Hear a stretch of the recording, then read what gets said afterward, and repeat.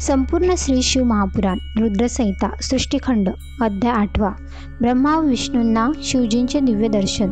ब्रह्मदेव नारदांना म्हणाले, मी आणि विष्णू त्या दिव्य अग्निस्तंभाच्या रूपात प्रकट झालेल्या परमेश्वराच्या दर्शनासाठी अतिशय उत्सुक होतो।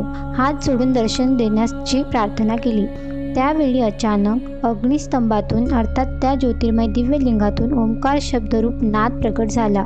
प्रारंभी हा ओंकार कोठून प्रकट होतो हे काहीच कळेना।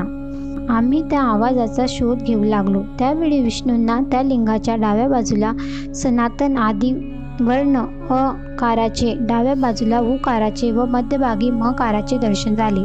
त्या अक्षर मात्रातून ओंकाराचा ध्वनी होतो। ओंकारमधील अकार हा सूर्यासमान होता, उकार हा अग्निसमान दीप्तिमान होता, मकार हा चंद्रासमान शीतल प्रकाश देणारा होता। त्यावेळी वर पाहिले तर अमृत स्वरूप परब्रह्माचा साक्षात्कार झाला। त्यावेळी हा दिव्य अग्निस्तंभ कोठून प्रगट झाला हे जाणण्याची तीव्र इच्छा निर्माण झाली। तेथे एक ऋषी आले आणि ते म्हणाले, हे विष्णू, शब्द ब्रह्ममय शरीर असलेले परब्रह्मस्वरूप महादेवच त्या दिव्यलिंगाच्या स्वरूपात प्रकट झाले आहेत। ते मन आणि वाणीच्या पलीकडचे आहेत। प्रणव हा एकाक्षर परब्रह्म वाचक आहे। ते परमात्म्याचे व्यक्त स्वरूप आहे। अ उ म या 3 अक्षर मात्रामध्ये तेच अधिष्ठित आहेत। हा सर्व अभिप्राय व्यक्त करण्यासाठी दिव्य ज्योती स्वरूप व सदाशिवाने ओम ओम ओम असा उच्चार केला। त्यावेळी मी आणि भगवान विष्णूंनी भगवान महादेवांचे दिव्य स्वरूप पाहिले। त्यांना 5 मुखे व 10 हात होते। ते गौरवर्ण होते।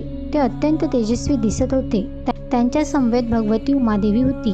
त्या दोघांना नमस्कार करून आम्ही धन्य झालो। त्यावेळी 5 कलांनी युक्त 38 अक्षरांनी संपन्न शुद्ध सच्च अशा ओंकार जनित मंत्राचा साक्षात्कार झाला। त्यानंतर सर्वश्रेष्ठ मंत्ररूप असे ओम तत्वमसी हे महावाक्य दृष्टीस पडले। मग चतुर्वेद पुरुषार्थ साध्य करून देणारा बुद्धिस्वरूप गायत्री मंत्र दृष्टीस पडला। त्यानंतर मृत्युंजय मंत्र, पंचाक्षरी मंत्र, दक्षिणामूर्ती मंत्र व चिंतामणी मंत्र समोर दिसू लागले। भगवान श्रीहरी त्या मंत्रांचा जप करू लागले। त्यानंतर ऋग्वेद, यजुर्वेद, सामवेद हे ज्याचे स्वरूप आहे, ते जे ईश्वराचे ईश्वर रूप आहे, जे सर्वांना प्रिय आहेत, त्यांचे अंतःकरण अतिशय सौम्य आहे, जो पुराण पुरुष आहे, जे देवांचे देव आहेत, ते माझे अधिपती आहेत, ते जे उत्पत्ती स्थिती व संहार करते आहेत आणि जे परम कल्याणकारी आहेत, त्या वरदायक सांबशिवाची मी आणि श्री विष्णूंनी अंतःकरणापासून प्रेमपूर्वक स्तुती केली।